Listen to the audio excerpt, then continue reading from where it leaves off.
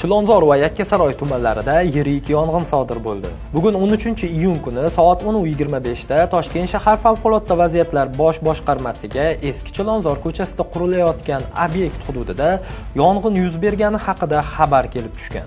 Unga ko'ra, qurilish maydonchasida to'plangan chiqindilar yonib ketgan. Yong'in qutqaruv texnikalari hodisani 10:36 da to'liq bartaraf etgan. Shuningdek, Yakkasaroy tumanida sodir bo'lgan yong'in to'g'risida ham ma'lumot berildi.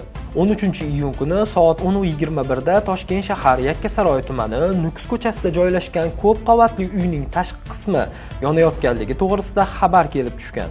Qutqaruv bo'linmalari soat 10:23 da hodisa joyiga yetib kelib, 11:10 da vaziyat bartaraf etilgan. Aytilgan manzilda ko'p qavatli uydagi barcha fuqarolarni evakuatsiya qilish ishlari amalga oshirilgan. Vaziyat to'liq nazorat ostiga olingan. Har ikki hodisada jabrlanganlar yo'q. Anhoruzda qoling va bizni kuzatishda davom eting.